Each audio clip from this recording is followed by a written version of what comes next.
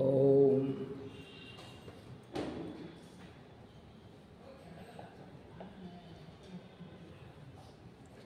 ಜೀವನ್ಮುಕ್ತ ಮಹಾತ್ಮರನ್ನು ಸ್ಮರಿಸುತ್ತಾ ನನ್ನ ಮಾತುಗಳನ್ನು ಪ್ರಾರಂಭಿಸ್ತೇನೆ. ಸಹೋದರ ಸಹೋದರಿಯರೇ,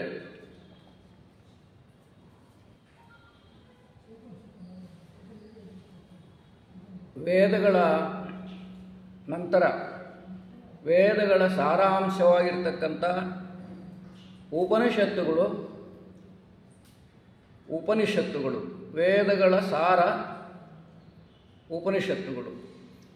ಉಪನಿಷತ್ತುಗಳ ಸಾರ ಭಗವದ್ಗೀತೆ ಅಂತ ಹೇಳ್ತಾರೆ. ಹಾಗಾಗಿ ಅದರ ಮಧ್ಯೆ ಇರತಕ್ಕಂಥದ್ದು, ವೇದಗಳಿಗೂ ಭಗವದ್ಗೀತೆಗೂ ಮಧ್ಯೆ ಬರ್ತಕ್ಕಂಥ ವಿಚಾರ. ವೇದಗಳ ಎಲ್ಲ ಸಾರ ಸಂಗ್ರಹವನ್ನು ಅನೇಕ ಋಷಿಮುನಿಗಳು ಉಪನಿಷತ್ತುಗಳ ಮೂಲಕ ನಮಗೆ ಪರಿಚಯಿಸಿದ್ದಾರೆ. ಅವುಗಳಲ್ಲಿ ಸುಮಾರು ಉಪನಿಷತ್ತುಗಳು ಬೇರೆಯವರು ಬೇರೆ ಥರ ಹೇಳ್ತಾರೆ. 108 ಉಪನಿಷತ್ತುಗಳಿವೆ ಅಂತಾರೆ, 200 ಅಂತಾರೆ. ಬಹಳ ಮುಖ್ಯವಾಗಿ 16 ಉಪನಿಷತ್ತುಗಳು ಇದೆ ಅಂತಾರೆ. ಶಂಕರಾಚಾರ್ಯರು 10 ಉಪನಿಷತ್ತುಗಳ ಬಗ್ಗೆ ಭಾಷ್ಯಗಳನ್ನು ಬರೆದಿದ್ದಾರೆ, ಅಂದರೆ ಅರ್ಥ ವಿವರಣೆಯನ್ನು ಮಾಡಿದ್ದಾರೆ. ಅದರಲ್ಲಿ ಬೃಹದಾರಣ್ಯಕೋಪನಿಷತ್ತು ಅದರ ಹೆಸರೇ ತಿಳಿಸುವಂತೆ ಬೃಹತ್ತಾಗಿರ್ತಕ್ಕಂಥದ್ದು, ಬಹಳ ದೊಡ್ಡ ಉಪನಿಷತ್ತು. ಅದನ್ನು ಬಿಟ್ಟರೆ ಚಾಂದೋಗ್ಯೋಪನಿಷತ್ತು ಅದು ಸ್ವಲ್ಪ ಮಟ್ಟಿಗೆ ಬೃಹತ್ತಾಗಿರುವಂಥದ್ದೇ, ದೊಡ್ಡದಾಗಿರ್ತಕ್ಕಂಥದ್ದೇ. ಅದರಲ್ಲಿ ಆತ್ಮ ಪರಮಾತ್ಮರ ವಿಷಯ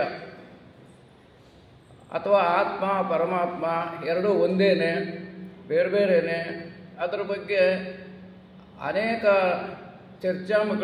ಚರ್ಚಾಂಶಗಳು ನಡೆದಿವೆ.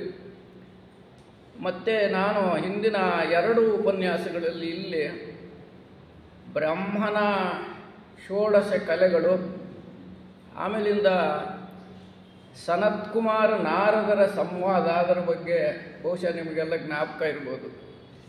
ಇವತ್ತು ಇದು ಚಾಂದೋಗ್ಯೋಪನಿಷತ್ತಿನ ಕೊನೆಯ ಅಧ್ಯಾಯ 8ನೇ ಅಧ್ಯಾಯದಲ್ಲಿ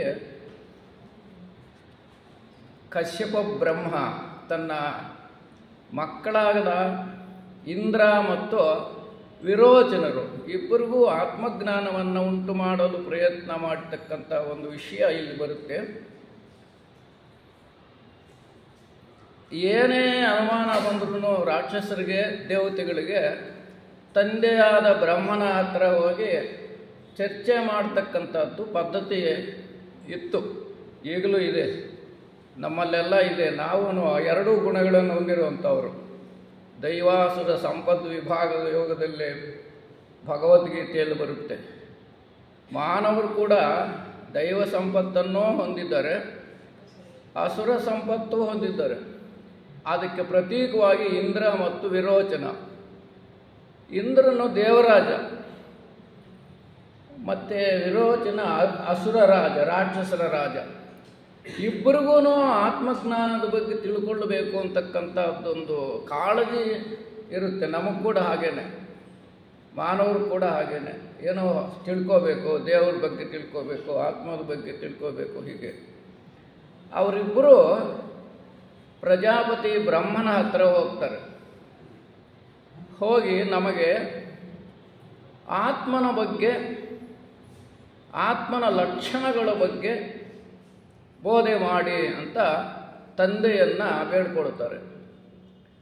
ಆಗ ತಂದೆ ಇಬ್ಬರಿಗೂ, ಅಂದರೆ ರಾಕ್ಷಸ ಗುಣ ಇರ್ತಕ್ಕಂಥ ವಿರೋಚನನಿಗೂ ದೈವ ಗುಣ ಇರ್ತಕ್ಕಂಥ ದೇವೇಂದ್ರನಿಗೂ ಹೇಗೆ ಆತ್ಮನ ಬಗ್ಗೆ, ಆತ್ಮನ ಲಕ್ಷಣಗಳ ಬಗ್ಗೆ ಅರ್ಥೈಸಿ ಹೇಳಬೇಕು ಅಂತಕ್ಕಂಥ ವಿಚಾರವನ್ನು ಇಲ್ಲಿ ಮುಖ್ಯವಾಗಿ ಆತ್ಮನ ಲಕ್ಷಣಗಳು, ಏನೇನು ಲಕ್ಷಣಗಳನ್ನು ಆತ್ಮ ಹೊಂದಿದೆ ಅಂತಕ್ಕಂಥದ್ರ ಬಗ್ಗೆ ಇಲ್ಲಿ ವಿಚಾರ ಮಾಡಲಾಗಿದೆ.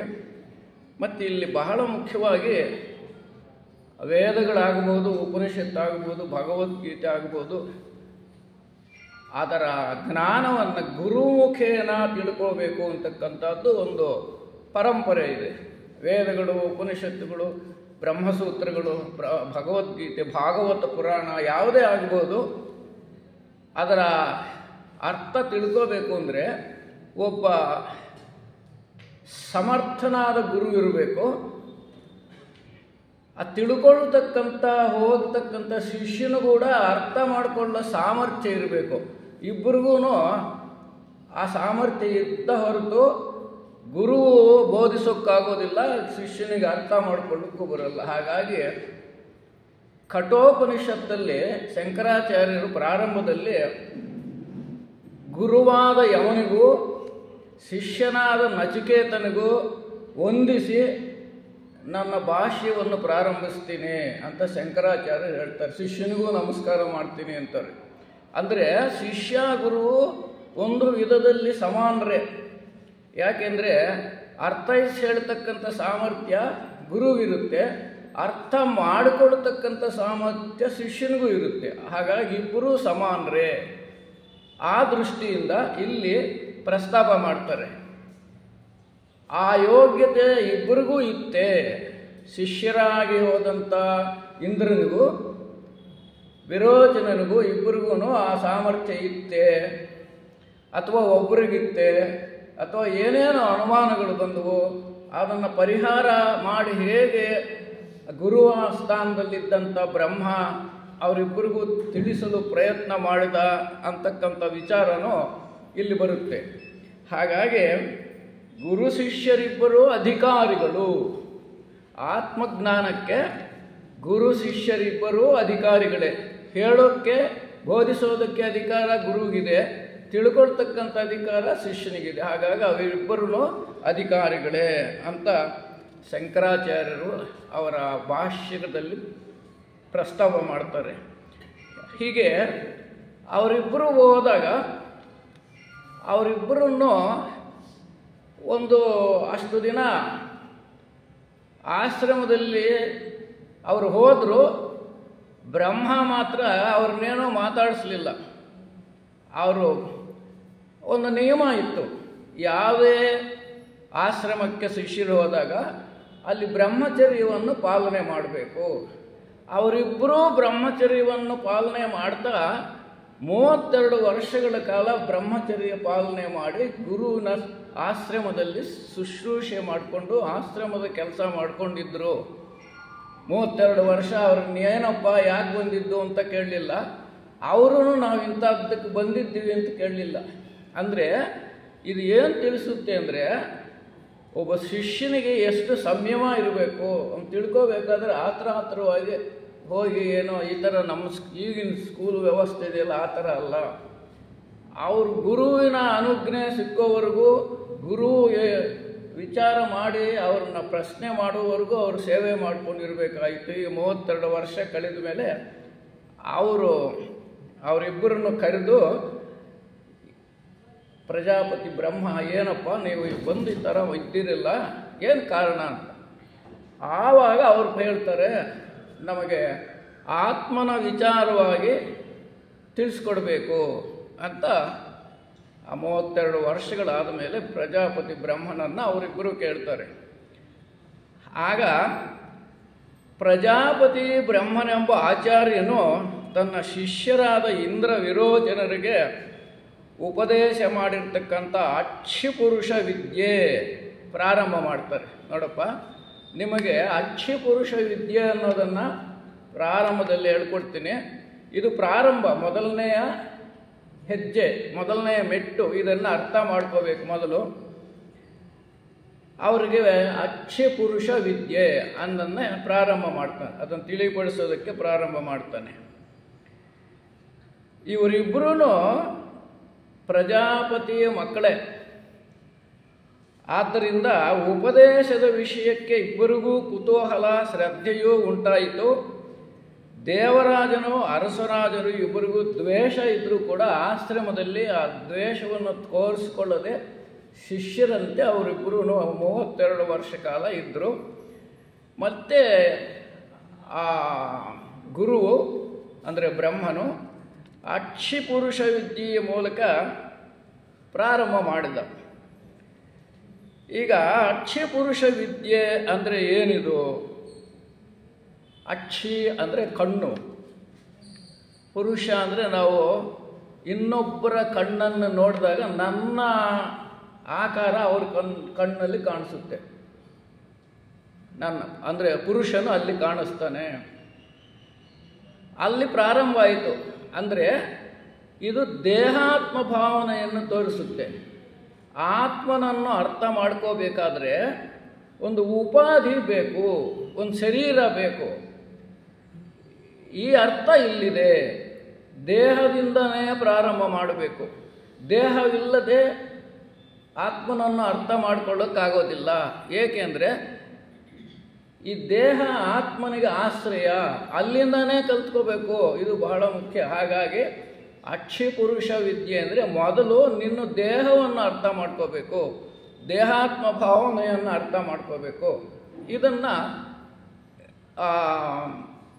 ಇಂದ್ರ ವಿರೋಚನರಿಗೆ ಪ್ರಾರಂಭದಲ್ಲಿ ಅವನು ಬ್ರಹ್ಮ ಹೇಳಿದ.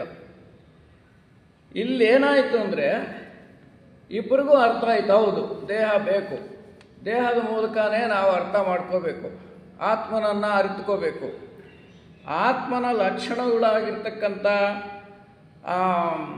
ನಾವು ಭಗವದ್ಗೀತೆಯಲ್ಲಿ ತಿಳ್ಕೊತೀವಿ. ಆತ್ಮಕ್ಕೆ ಆತ್ಮ ಅಮರ, ಆತ್ಮಕ್ಕೆ ಸಾವಿಲ್ಲ, ಅಗ್ನಿ ಸುಡಲಾರದು, ಗಾಳಿ ಎತ್ಕೊಂಡು ಹೋಗಲಾರದು, ನೀರು ಈ ಥರ ಹೇಳ್ತೀವಿ.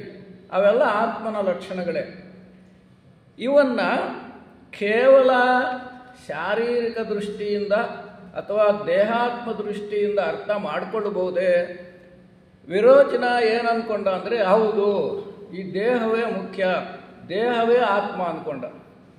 ದೇಹವೇ ಆತ್ಮ ಅಂದ್ಕೊಂಡು ಅಲ್ಲಿಂದ ಹೊರಟೋಗಿ ತನ್ನ ರಾಜ್ಯದಲ್ಲಿ ಇಡೀ ತನ್ನ ರಾಕ್ಷಸ ಸಮುದಾಯಕ್ಕೆ ದೇಹದ ಅವಶ್ಯಕತೆ ಇದೆ, ದೇಹವನ್ನು ಸುಭದ್ರವಾಗಿಟ್ಕೋಬೇಕು, ಸುಂದರವಾಗಿಟ್ಕೋಬೇಕು.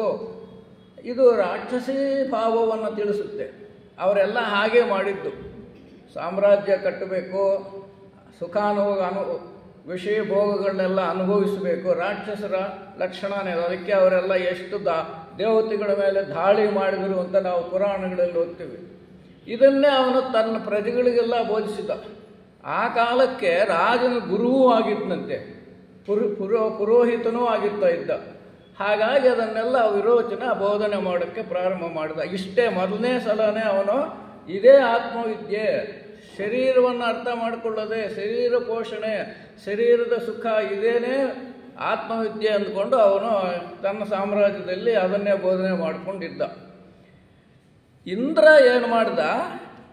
ಇಂದ್ರನು ಹೋಗ್ತಾ ಹೋಗ್ತಾ ದಾರಿನಲ್ಲಿ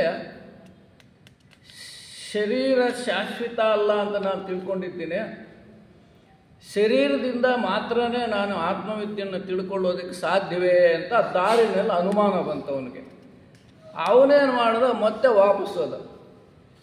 ಆ ಕಶ್ಯಪ ಬ್ರಹ್ಮನ ಆಶ್ರಮಕ್ಕೆ ವಾಪಸ್ ಹೋಗಿ ಗುರು ಹೇಳಿದ, ಸ್ವಾಮಿ ತಾವು ಹೇಳಿದ್ದು ಈ ಅಕ್ಷಿ ಪುರುಷ ವಿದ್ಯೆ ನನಗೆ ಸರಿಯಾಗಿ ಅರ್ಥ ಆಗಲಿಲ್ಲ, ದೇಹವೇ ಶಾಶ್ವತ ಅನ್ನೋ ಭಾವನೆ ನನಗೆ ಯಾಕೋ ಸರಿ ಅನ್ನಿಸ್ತಾ ಇಲ್ಲ, ಅದು ತಪ್ಪು ಅನ್ನಿಸ್ತಾ ಇದೆ.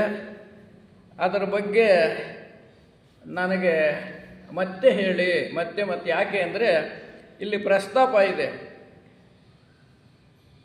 ತನ್ನ ಶಿಷ್ಯರು ತಪಸ್ವಿಗಳು ಶುದ್ಧ ಕಲ್ಮಷರು ಯೋಗ್ಯರು ಆಗಿರುವರೆಂದು ಪ್ರಜಾಪತಿ ಭಾವಿಸಿ ಇಂದ್ರಿಯಗಳನ್ನು ಮುಖ ಮಾಡಿಕೊಂಡು ಕರಣನಾಗಿರುವ ಯೋಗಿಗಳಿಗೆ ಕಣ್ಣಿನಲ್ಲಿ ದ್ರಷ್ಟವಾದ ಯಾವ ಪುರುಷನು ಕಂಡು ಬರುವನೇ ಅವನು ಆತ್ಮನೋ ಅಂತ ಹೇಳಿದ್ದು. ಬರೀ ನೀನು ದೇಹದ ಮೂಲಕ ನಿನ್ನೋ ಆತ್ಮನನ್ನು ಅರ್ಥ ಮಾಡ್ಕೋಬೇಕಪ್ಪ. ಕಣ್ಣಿನ ದೃಷ್ಟಿಯಿಂದ ದ್ರಷ್ಟರ ಕಡೆ ಹೋಗಬೇಕು. ಅಂದರೆ ಒಂದು ಸಾಕ್ಷಿ ಇದೆ, ಅದು ಹೃದಯಕ್ಕೆ ಹೋಗಬೇಕು. ಕಣ್ಣಿನ ಮೂಲಕನೇ ಅಲ್ಲ, ಕಣ್ಣಿನ ಮೂಲಕ ನೋಡಿದ್ದನ್ನು ಅಂತರಾಳಕ್ಕೆ ತೆಗೆದುಕೊಂಡು ಹೋಗಿ ಹೃದಯದ ಮೂಲಕ ನೀನು ಅರ್ಥ ಮಾಡ್ಕೋಬೇಕು ಅಂತಪ್ಪ ನಾನು ಹೇಳಿದ್ದು. ಬರೀ ಮೇಲ್ನೋಟಕ್ಕೆ ಕಾಣತಕ್ಕಂಥ ದೇಹಾತ್ಮ ಭಾವನೆಯೇ ಅದು ಆತ್ಮ ಅಲ್ಲ. ಅಷ್ಟು ಅರ್ಥ ಮಾಡಿಕೊಳ್ಳದೆ ನೀವು ಹೊರಟೋದ್ರಿ. ನಾನು ಹೇಳ್ತಾ ಇದ್ದೆ, ನೀವು ಹೊರಟೋದ್ರಿ. ಮತ್ತೆ ಹೇಳ್ತೀನಿ, ಮತ್ತೆ ನಿನಗೆ ಸರಿಯಾಗಿ ಅರ್ಥೈಸಿ ಹೇಳ್ತೀನಿ, ಇನ್ನೂ 32 ವರ್ಷ ಇರು ಅಂದ. ಮತ್ತೆ ಅವನು ಬ್ರಹ್ಮಚರ್ಯ ಪಾಲನೆ ಮಾಡ್ತಾ ಇನ್ನೂ ಮತ್ತೆ 32 ವರ್ಷ ಸೇವೆ ಮಾಡಿಕೊಂಡಿದ್ದ. ಅದಾದಮೇಲೆ ಆಗ ಪ್ರಜಾಪತಿ ಬ್ರಹ್ಮ ಇಂದ್ರನಿಗೆ ಯಾವ ಥರ ಅರ್ಥೈಸಿ ಹೇಳ್ತಾನೆ ಆತ್ಮನ ವಿಷಯ ಅಂತ ಇಲ್ಲಿ ಬರುತ್ತೆ. ಪ್ರಜಾಪತಿ ಬ್ರಹ್ಮನು ಅಮೃತಾಭಯ ಸ್ವರೂಪವೂ ಆಗಿರುವ ಬ್ರಹ್ಮವೇ ನಿಮ್ಮಗಳ ಆತ್ಮವು. ಪ್ರಜಾಪತಿ ಬ್ರಹ್ಮ ಹೇಳ್ದ, ನೀವಿಬ್ಬರೂ ಬಂದಿರಲ್ಲ, ನಿಮ್ಮ ಆತ್ಮಗಳು, ನಿಮ್ಮಲ್ಲಿರ್ತಕ್ಕಂಥ ಆತ್ಮ ಚೈತನ್ಯ ಯಾವುದು ಅಂದರೆ ಅಮೃತವೂ ಅಭಯವೂ ಆಗಿರ್ತಕ್ಕಂಥ ಬ್ರಹ್ಮ. ಅಮೃತ ಅಂದರೆ ಮೃತಿ ಇಲ್ಲ, ಸಾವಿಲ್ಲ, ಅದಕ್ಕೆ ನಿಮ್ಮಲ್ಲಿರ್ತಕ್ಕಂಥ ಆತ್ಮಕ್ಕೆ ಸಾವಿಲ್ಲ. ಮತ್ತು ಭಯವೂ ಇಲ್ಲ ಅಂತ ಉಪದೇಶ ಮಾಡಿದ. ಇಂದ್ರ ವಿರೋಚನರಿಬ್ಬರು ಪ್ರಜಾಪತಿ ಬಗ್ಗೆ ಹೇಳಿದ್ದನ್ನು ತಿಳ್ಕೊಂಡ್ರು. ಅವನು ಹೊರಟೋದ. ಮತ್ತೆ ಇಂದ್ರ ವಾಪಸ್ ಬಂದ. ಆಗ ಆತ್ಮೋಪದೇಶದ ಬಗ್ಗೆ ಸಂಶಯ ಮತ್ತು ಪರಿಹಾರಗಳು, ಇಲ್ಲಿ ಇಂದ್ರನಿಗೆ ಏನೇನು ಸಂಶಯ ಬಂತು ಅಂತಕ್ಕಂಥದ್ದು ಇಲ್ಲಿ ಪ್ರಸ್ತಾಪ ಮಾಡ್ತಾರೆ. ಮತ್ತು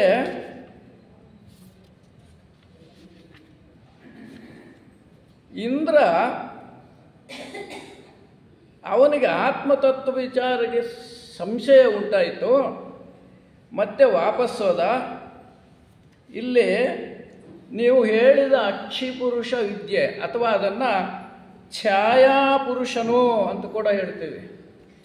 ಛಾಯೆ ಅಂದರೆ ಒಂದು ಆಕಾರ, ಒಂದು ಏನು ಕಣ್ಣಲ್ಲಿ ನಮಗೊಂದು ಆಕಾರ ಕಾಣಿಸುತ್ತೆ, ಅದಕ್ಕೆ ಛಾಯಾಪುರುಷನು. ಆದರೂ ದೇಹವನ್ನು ಅನುಸರಿಸಿ ತೋರಿಸಿಕೊಳ್ಳುತ್ತಾನೆ. ಆ ದೇಹನೇ ನಮಗೆ ಕಾಣೋದು, ಕಣ್ಣಲ್ಲಿ ನಾವು ನೋಡಿದಾಗ ನಮ್ಮ ಶರೀರ ಅಲ್ಲಿ ಕಾಣಿಸುತ್ತೆ. ಇಂದ್ರನು 2ನೇ ಬಾರಿಗೆ ಬ್ರಹ್ಮಚರ್ಯವನ್ನು ಅನುಸರಿಸಿ ಗುರುಕುಲದಲ್ಲಿ ವಾಸ ಮಾಡ್ತಾ ಈ ಪ್ರಶ್ನೆಗಳೆಲ್ಲ ಕೇಳಿದ. ಇಲ್ಲಿ ಇಬ್ಬರಿಗೂ ಒಬ್ಬನೇ ಗುರುವು, ಆದರೆ ವಿರೋಚನನು ವಾಪಸ್ ಹೋಗಿ ಮತ್ತೆ ಬರಲಿಲ್ಲ, ಇಂದ್ರನು ವಾಪಸ್ ಬಂದ. ಇದೇನು ತಿಳಿಸುತ್ತೆ ಅಂದರೆ ರಾಕ್ಷಸ ಗುಣ ಇರೋನು ಏನೋ ಪೂರಾ ತಿಳಿದುಕೊಳ್ಳೋದಕ್ಕೆ ಪ್ರಯತ್ನ ಮಾಡಲ್ಲ, ದೈವಗುಣ ಇರೋನು ಮತ್ತೆ ಮತ್ತೆ ಪ್ರಯತ್ನ ಮಾಡ್ತಾನೆ ಅಂತಕ್ಕಂಥದ್ದು ನಮಗೆ ತೋರಿಸಿಕೊಡುತ್ತೆ ಅಂತಾರೆ.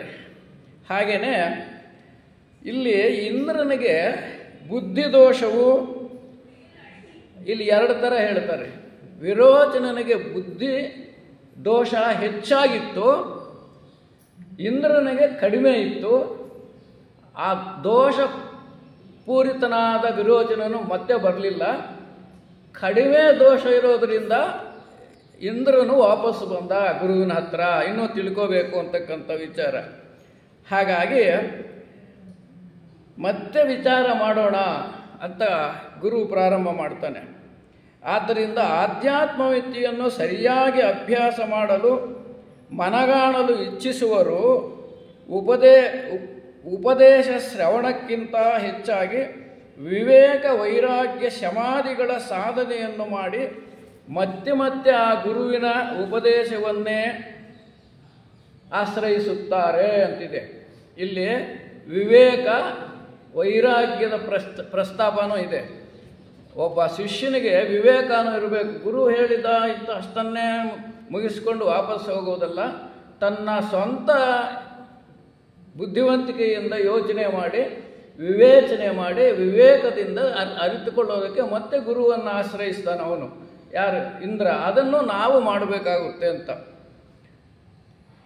ಇಲ್ಲವಾದರೆ ವಿರೋಚನಂತೆ ಮೋಸ ಹೋಗುವ ಸಂಭವ ಇದೆ. ನಾವೇನಾದರೂ ಎಷ್ಟೋ ಸ್ವಲ್ಪ ಮಟ್ಟಿಗೆ ತಿಳ್ಕೊಂಡ್ರೆ ಅಷ್ಟಕ್ಕೆ ಇದೇ ಎಲ್ಲ ಜ್ಞಾನ, ಪರಿಪೂರ್ಣ ಜ್ಞಾನ ಅಂತಂದರೆ ಮೋಸ ಹೋಗ್ತಕ್ಕಂಥ ಸಂದರ್ಭ ಬರುತ್ತೆ.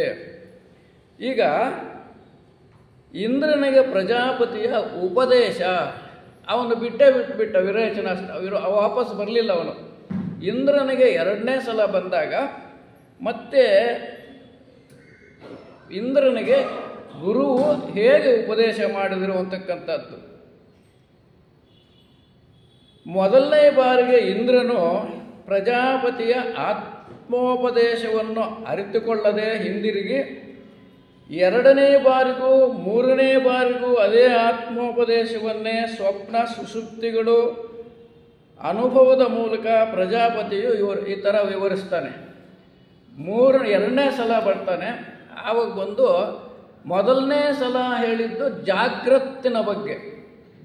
ಅಂದರೆ ಅಕ್ಷಿ ಪುರುಷ ವಿದ್ಯೆ ಅಂದರೆ ಜಾಗೃತಲ್ಲಿ ನಾವು ಜಾಗೃತರಾಗಿರ್ತೀವಿ. ಈಗಿರೋ ಪರಿಸ್ಥಿತಿಯಲ್ಲಿರ್ತೀವಿ. ಆ ಜಾಗೃತರಾಗಿರ್ತಕ್ಕಂಥ ಸಮಯದಲ್ಲಿ ನಾವು ಏನನ್ನು ಅರ್ಥ ಮಾಡ್ಕೊಳ್ತೀವಿ? ದೇಹಾತ್ಮ ಭಾವನೆಯಿಂದ ಜೀವನ ಮಾಡ್ತೀವಿ. ಈ ದೇಹವೇ ಶಾಶ್ವತ ಅಂದ್ಕೊಳ್ತೀವಿ. ಪ್ರಾಪಂಚಿಕ ವಿಷಯ ಭೋಗಗಳೇ ಶಾಶ್ವತ ಅಂದ್ಕೊಳ್ತೀವಿ. ಆದರೆ ಅದು ಅಷ್ಟು ಸತ್ಯ ಅಲ್ಲ. ಎರಡನೇ ಸಲ ಬಂದಾಗ ಇಂದ್ರನಿಗೆ ಏನು ಹೇಳ್ತಾನೆ ಅಂದರೆ ಸ್ವಪ್ನದ ಬಗ್ಗೆ ಹೇಳ್ತಾನೆ. ಸ್ವಪ್ನ ಇಲ್ಲಿ ಈವರೆಗೆ ತಿಳಿಸಿರುವಂತೆ ಇಂದ್ರನು ಅಮೃತ ಅಭಯವಾದ ಬ್ರಹ್ಮವೇ ತಾನೋ ಎಂಬುದನ್ನು ಪ್ರಜಾಪತಿಯ ಉಪದೇಶದಿಂದ ಅರಿತುಕೊಳ್ಳಲಾರದೆ ಸಂಶಯಗ್ರಸ್ತನಾಗಿ ಗುರುಗಳ ಬಳಿಗೆ ಬಂದನು.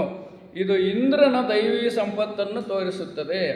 ವಿರೋಚನನಾದರೂ ತನಗೆ ತತ್ವ ತಿಳಿದೇ ಬಿಟ್ಟದೆಂದು ಅಹಂಕಾರದಿಂದ ಹೊರಟೇ ಹೋದ.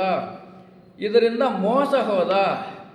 ಅವನಿಗೆ ದೇಹವು ಆತ್ಮನಾದರೆ ಅಮೃತ ಅಭಯ ಮುಂತಾದ ಗುಣಗಳು ಹೇಗೆ ಹೊಂದಿಯಾಗುವು ಎಂಬುದು ಹೊಳೆಯಲೇ ಇಲ್ಲ.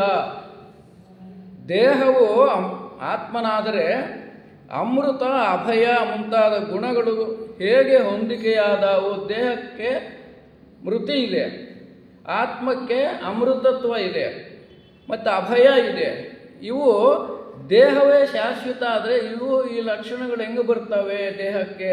ಅದು ಹೇಗೆ ಶಾಶ್ವತವಾಗಿರುತ್ತೆ, ಅಮೃತ ಸ್ಥಾನದಲ್ಲಿರುತ್ತೆ ಅಂತಕ್ಕಂಥ ವಿರೋಚನನಿಗೆ ಹೊಡೆಯಲಿಲ್ಲ.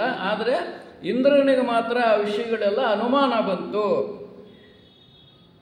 ಇಂಥ ವಿರೋಚನ ಬುದ್ಧಿಯು ಬ್ರಹ್ಮ ನಿರ್ಧಾರಣೆಗೆ ಅಡ್ಡಿಯಾಗಿರುತ್ತವೆ. ಇದು ನಮಗೆಲ್ಲ ತಿಳಿಸ್ತಾ ಇರ್ತಕ್ಕಂಥ ವಿಷಯ.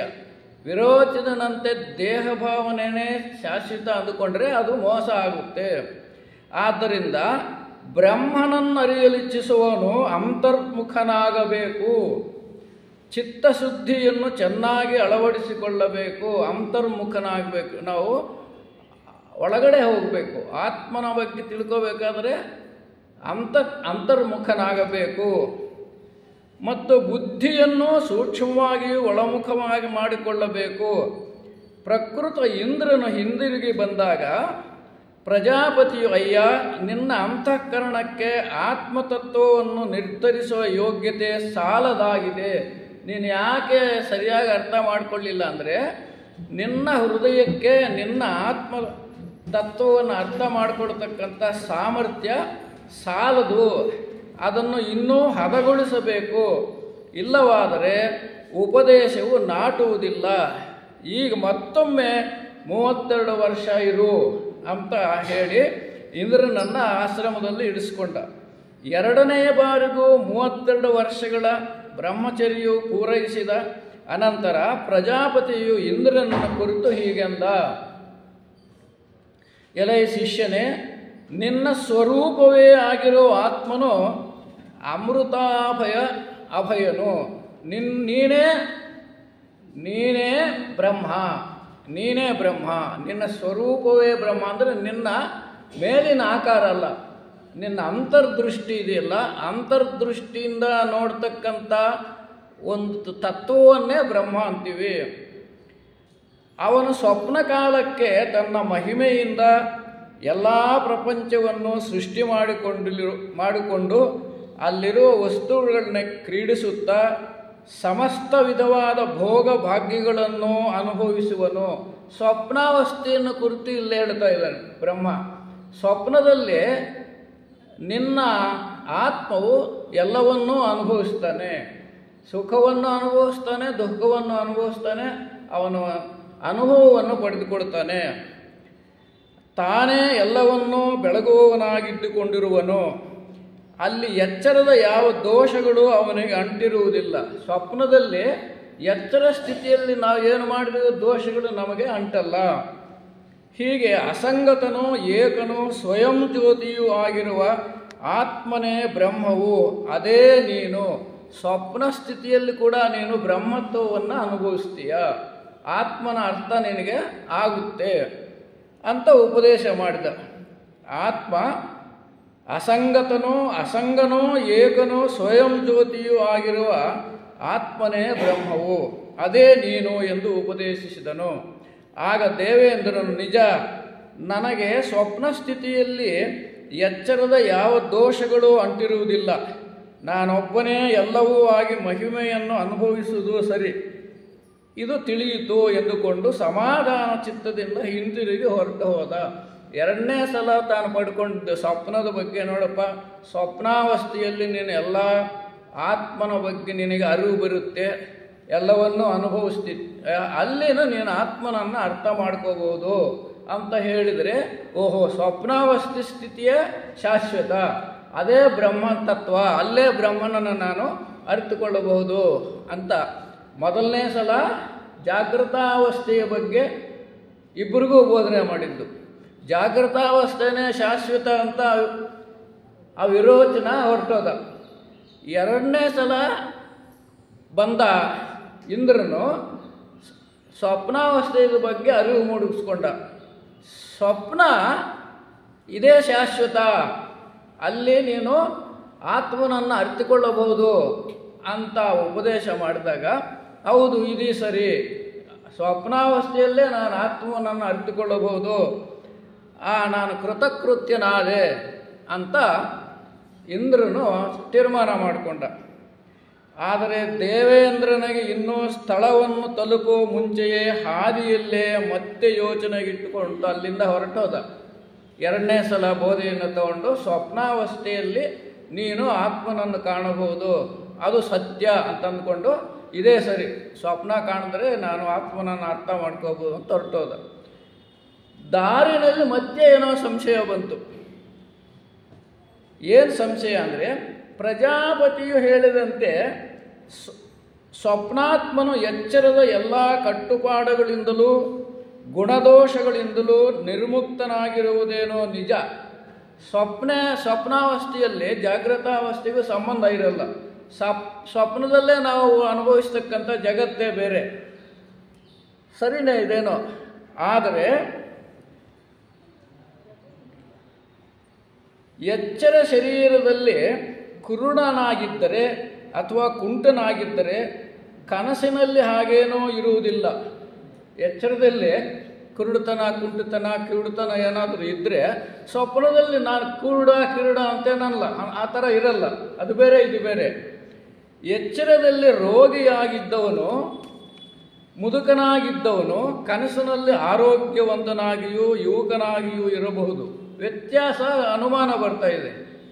ಯಾವುದೇ ಆತ್ಮ ಅಂತ ಅಂದ್ಕೊಂಡ್ರೆ ಕನಸಿನಲ್ಲಿ ನಾವು ಯಾವುದೋ ಕತೆ ಕೇಳಿದ್ವಿ, ಯಾವುದದು ಕುರುಡನ ಅವನ ತಿರುಕನ ಕನಸು. ಅವನು ಜಾಗೃತಾವಸ್ಥೆಯಲ್ಲಿ ತಿರುಕನಾಗಿದ್ದ, ಸ್ವಪ್ನಾವಸ್ಥೆಯಲ್ಲಿ ರಾಜನಾದ. ಇಲ್ಲಿ ಅದು ಜ್ಞಾಪಕ ಬರ್ತಾ ಇದೆ ಇಂದ್ರನಿಗೆ. ಇದು ವ್ಯತ್ಯಾಸ ಆಗ್ತಾ ಇದೆಯಲ್ಲ, ಅಲ್ಲಿ ಆತ್ಮತತ್ವ ಹೇಗೆ ಅರ್ಥ ಆಗುತ್ತೆ? ಇಲ್ಲಿ ಜವಾನನಾಗಿದ್ದವನು ಅಲ್ಲಿ ರಾಜನಾಗಿರಬಹುದು, ದರಿದ್ರನು ಧನಿಕನಾಗಿರಬಹುದು, ಅವಿದ್ಯಾವಂತನು ವಿದ್ಯಾವಂತನಾಗಿ ಇರಬಹುದು ಇತ್ಯಾದಿ. ಇವೆಲ್ಲ ಸರಿಯೇ ಅನುಮಾನ ಬಂತವನಿಗೆ, ಇಂದ್ರನಿಗೆ. ಆದರೆ ಕನಸಿನಲ್ಲಿಯೂ ಪ್ರಪಂಚವು ಶರೀರವು ಇರುವುದರಿಂದಲೇ ಸುಖ ದುಃಖ ಕಾಮ ಭಯಗಳು ಉಂಟಾಗುತ್ತಿರುವುವು. ಇದು ಶರೀರ ಭಾವನೆ ಅಲ್ಲಿ ಇದೆ. ಸ್ವಪ್ನದಲ್ಲಿ ನಾವು ಶರೀರವನ್ನು ನೋಡ್ತೀವಿ. ನಾನು ಹೋಗ್ತಾ ಇರ್ತೀನಿ, ನೋಡ್ತೀನಿ, ಎಲ್ಲೋ ಕಾಶಿಗೆ ಹೋಗಬೇಕು ಅಂದರೆ ಹೋಗ್ತೀನಿ, ಟ್ರೈನ್ ಹತ್ತುತ್ತೀನಿ, ಪ್ಲೈನ್ ಹತ್ತುತ್ತೀನಿ, ಇದೆಲ್ಲ ನಮಗೆ ಗೊತ್ತಾಗುತ್ತೆ ಸ್ವಪ್ನದಲ್ಲಿ. ನಮ್ಮ ಕನಸೇ ಅದು ಎಂದು ಎಚ್ಚೆತ್ತ ಮೇಲೆ ಗೊತ್ತಾದರೂ ಕನಸನ್ನು ಕಾಣುವ ಕಾಲಕ್ಕೆ ನನ್ನಂತೆಯೇ ಉಳಿದ ಜನರನ್ನು ಪ್ರಪಂಚವನ್ನು ಅಲ್ಲಿ ಕಾಣುತ್ತಿರುವುದರಿಂದ ಮತ್ತೊಬ್ಬರಿಂದ ನಮಗೆ ಸುಖ ಭಯ ಇವೆಲ್ಲ ಆಗ್ತಾ ಇಲ್ವೇ? ಇದೆಲ್ಲ ಎಷ್ಟು ಸತ್ಯ? ಇದು ಆತ್ಮನ ತತ್ವವೇ ಅಂತಕ್ಕಂಥ ಅನುಮಾನ ಇಂದ್ರನಿಗೆ ಬರ್ತಾ ಇದೆ. ಎಷ್ಟೋ ಜನರು ಕನಸಿನಲ್ಲಿ ಭಯಂಕರ ದೃಶ್ಯಗಳನ್ನು ಕಂಡು ಹೆದರಿ ಎಚ್ಚೆತ್ತ ಮೇಲೂ ನಡುಗುವವರಲ್ಲವೇ? ಎಚ್ಚೆತ್ತ ಮೇಲೆ ನಮ್ಗೆ ಗೊತ್ತಾಗುತ್ತೆ. ಎಚ್ಚೆತ್ತ ಮೇಲೆ ಇದೆಲ್ಲ ಕನಸು, ಕನಸಿನಲ್ಲಿ ಇಂಥ ಭಯ ಆಯಿತು, ಇಂಥ ಸುಖ ಆಯಿತು ಅಂತ. ನಾನು ಹಾಗೆಯೇ ಕನಸು ಕಾಣುವೇನಲ್ಲ. ಆದ್ದರಿಂದ ಸ್ವಪ್ನಾತ್ಮನು ಎಚ್ಚರದಾತ್ಮನಂತೆಯೇ ಸಂಸಾರಿಯೇ ಹೊರತು ಅಮೃತ ಅಲ್ಲ. ಇಲ್ಲಿ ಸ್ವಪ್ನದಲ್ಲಿ ಬರ್ತಕ್ಕಂಥ ಆತ್ಮನು ಕೂಡ ಶರೀರದ ಆಧಾರದ ಮೇಲೆ ಸ್ವಪ್ನವನ್ನು ಪಡೆಯೋದರಿಂದ, ಶರೀರ ಭಾವನೆ ಅಲ್ಲಿರೋದರಿಂದ, ದೇಹಾತ್ಮ ಭಾವನೆ ಅಲ್ಲಿರೋದರಿಂದ ಸ್ವಪ್ನದಲ್ಲಿ ಕಾಣುವ ಆತ್ಮನು ನಿಜವಾದ ಆತ್ಮ ಅಲ್ಲ ಅಂತ ಅವನಿಗೆ ಗೊತ್ತಾಗುತ್ತೆ. ಅಂದರೆ ಅಕ್ಷಿಪುರುಷ ವಿದ್ಯೆಯಲ್ಲಿ ದೇಹಾತ್ಮ ಭಾವನೆಯಿಂದ ಅರ್ಥಿಕೊಳ್ತಕ್ಕಂಥ ಶರೀರವೇ ಶಾಶ್ವತ ಅನ್ನೋದು ಸರಿ ಇಲ್ಲ. ಸ್ವಪ್ನಾತ್ಮ ಭಾವನೆ, ಸ್ವಪ್ನ ಸ್ಥಿತಿಯಲ್ಲಿ ಆತ್ಮನನ್ನು ನಾನು ಸರಿಯಾದ ರೀತಿಯಲ್ಲಿ ಅರ್ಥ ಮಾಡಿಕೊಳ್ತಾ ಇದ್ದೀನಿ ಅನ್ನೋದು ಸರಿ ಇಲ್ಲ. ಯಾಕೆಂದರೆ ಅಲ್ಲಿ ವಿವರಗಳೆಲ್ಲ ಹೇಳಿದ್ದಾರೆ. ರಾಜನು ಏನೋ ತಿರುಕನಾಗಿರ್ಬೋದು, ತಿರುಕನ ರಾಜನಾಗಿರ್ಬೋದು, ಕುಂಟನು ಸುರದ್ರೂಪಿ ಆಗಿರ್ಬೋದು, ಆ ಥರದ್ದೆಲ್ಲ ಕನಸಿನಲ್ಲಿರೋದ್ರಿಂದ ಅದು ನಿಜವಾದ ಆತ್ಮತತ್ವ ಅಲ್ಲ, ನಿಜವಾದ ಆತ್ಮನ ಅರಿವು ಅಲ್ಲ ಅಂತ. ಆದ್ದರಿಂದ ಸ್ವಪ್ನಾತ್ಮನು ಎಚ್ಚರದಾತ್ಮನಂತೆಯೇ ಸಂಸಾರಿಯೇ, ಅವನು ಈ ಜಗತ್ತಿಗೆ ಹೊಂದಿಕೊಳ್ತಕ್ಕಂಥವನೇ. ಹೀಗಿರುವಲ್ಲಿ ಪ್ರಜಾಪತಿಯು ಹೇಳಿದ್ದು ಹೇಗೆ ಸರಿ ಎಂದು ಯೋಚಿಸುತ್ತಾ ಸಂಶಯಗ್ರಸ್ತನಾಗಿ ಮತ್ತೆ ಹಿಂದಿರುಗಿ ಗುರುಗಳ ಹತ್ರ ಬಂದ. 3ನೇ ಸಲ. ಇಲ್ಲಿ ದೇವೇಂದ್ರನ ತಿಳುವಳಿಕೆ ಏನು, ಪ್ರಜಾಪತಿಯು ಹೇಳಿದ್ದೇನು ಎಂಬುದನ್ನು ನೋಡೋಣ. ಇಂದ್ರನಿಗೆ ದೇಹಾತ್ಮಾಭಿಮಾನವು ಪೂರ್ತಿಯಾಗಿ ಹೋಗಿಲ್ಲವಾದ್ದರಿಂದ ಅವಸ್ಥಾಚ್ಛಾಕ್ಷಿಯೂ ದೃಷ್ಟವೂ ಆದ ಆತ್ಮನು ತಾನೋ ಎಂಬುದು ತಿಳಿದಿಲ್ಲ. ಅಕ್ಷಿ ಪುರುಷ ವಿದ್ಯೆ, ಸ್ವಪ್ನ ಇವೆರಡರ ಬಗ್ಗೆನೂ ಅವನಿಗೆ ಸರಿಯಾದ ಅರ್ಥ ಆಗಿಲ್ಲ. ಅಲ್ಲಿ ದೇಹಾತ್ಮ ಭಾವನೆ ಇದೆ ಅಂತ ಇದ್ದರೂ ಕೂಡ ನೀನು ದೇಹದ ಮೂಲಕವೇ, ಸ್ವಪ್ನದ ಮೂಲಕವೇ, ಅವುಗಳ ಮೂಲಕನೂ ಆತ್ಮನನ್ನು ಅರ್ಥ ಮಾಡಿಕೊಳ್ಳಬಹುದಪ್ಪ. ಅವೇ ಶಾಶ್ವತ ಅಲ್ಲ ಅಂತ. ಸ್ವಪ್ನ ಶಾಶ್ವತ ಅಲ್ಲ, ಜಾಗೃತಾವಸ್ಥೆಯೂ ಶಾಶ್ವತ ಅಲ್ಲ. ಆತ್ಮನ ಅರಿವಿಗೆ ಅವುಗಳ ಅರಿವು ಬೇಕು. ಈಗ ನನ್ನ ದೇಹ ಇಲ್ಲದೇ ಆತ್ಮ ಇದೆ ಅಂತ ನನಗೆ ಅರ್ಥ ಆಗಲ್ಲ. ಆದ್ರ ದೃಷ್ಟಿಯಿಂದ ಅವು ಆಧಾರಗಳು. ಜಾಗೃತಾವಸ್ಥೆ, ಸ್ವಪ್ನಾವಸ್ಥೆ ಆತ್ಮನನ್ನು ಅರ್ಥ ಮಾಡಿಕೊಳ್ಳೋದಕ್ಕೆ ಒಂದು ದಾರಿಗಳಷ್ಟೇ ಹೊರತು ಅವೇ ಆತ್ಮಗಳಲ್ಲ ಅಂತಕ್ಕಂಥ ಭಾವನೆಯನ್ನು ಇಲ್ಲಿ ತಿಳಿಗೊಳಿಸ್ತಾ ಇದ್ದಾನೆ. ಇಂದ್ರನಿಗೆ ದೇಹಾತ್ಮಾಭಿಮಾನವು ಪೂರ್ತಿಯಾಗಿ ಹೋಗಿಲ್ಲವಾದ್ದರಿಂದ ಅವಸ್ಥಾಸಾಕ್ಷಿಯೂ ದೃಷ್ಟಿಯೂ ಆದ ಆತ್ಮನು ತಾನು ಎಂಬುದು ತಿಳಿದಿಲ್ಲ. ಇದೇನೂ ಆಶ್ಚರ್ಯವಲ್ಲ.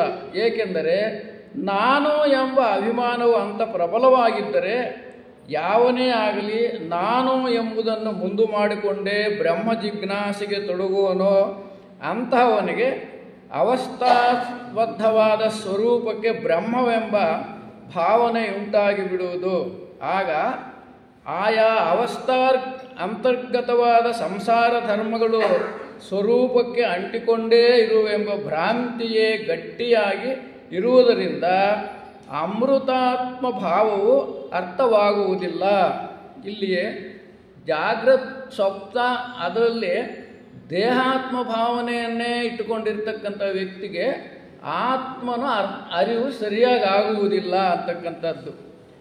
ಹಾಗೆ ಪ್ರಜಾಪತಿಯಾದರೂ ಯಾವಾಗಲೂ ಉದಾರರಹಿತ, ಉಪಾಧಿರಹಿತ, ಆದರೆ ಉಪಾಧಿ ಮೂಲಕವೇ ಕಂಡುಬರುವ ದ್ರಷ್ಟನಾದ ಆತ್ಮನನ್ನು ವಿವಕ್ಷೆ ಮಾಡಿ ಉಪದೇಶಿಸಿದ್ದಾನೆ. ಇಲ್ಲಿ ಸ್ವಲ್ಪ ನಾವು ಅರ್ಥ ಆಗುತ್ತೆ ನಮಗೆ.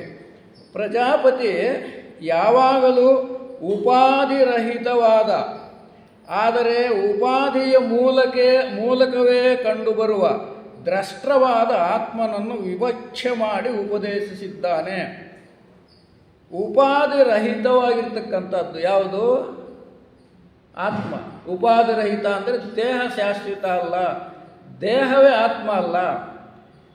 ಆದರೆ ಉಪಾಧಿಯ ಮೂಲಕವೇ ಕಂಡುಬರಬೇಕು, ಶರೀರದ ಮೂಲಕವೇ ಆತ್ಮನನ್ನು ಅರ್ಥ ಮಾಡಿಕೊಳ್ಳಬೇಕು ಅಂತಕ್ಕಂಥದ್ದು. ಶರೀರ ಇಲ್ಲದೆ ಆತ್ಮನ ಅರಿವು ನಮಗಾಗುವುದಿಲ್ಲ. ಅದಕ್ಕೋಸ್ಕರನೇ ಜಾಗೃತ ಸ್ವಪ್ನಾವಸ್ಥೆಗಳ ಬಗ್ಗೆ ಇಲ್ಲಿ ಇಂದ್ರನಿಗೆ ತಿಳಿಪಡಿಸ್ತಾ ಇದ್ದಾನೆ ಅಂತಕ್ಕಂಥದ್ದು. ಹಾಗೆಯೇ ಉಪಾಧಿಯನ್ನು ನೆಪ ಮಾಡಿಕೊಂಡು ಬೆಳಗುತ್ತಿರುವ ಚೈತನ್ಯ ರೂಪ ಎಂದರ್ಥ. ಜಾಗೃತ ಸ್ವಪ್ನ ಇದರ ಎರಡೂ ಏಕ ಅವಶ್ಯಕತೆ ಎಂದರೆ ಚೈತನ್ಯದ ಅರ್ಥ ಆಗಬೇಕಾದ್ರೆ ನನ್ನಲ್ಲಿ ಒಂದು ಚೈತನ್ಯ ಇದೆ, ಅದು ಭಗವಂತನ ಚೈತನ್ಯ ಅಂತ ನಾವು ಹೇಳ್ತೀವಿ.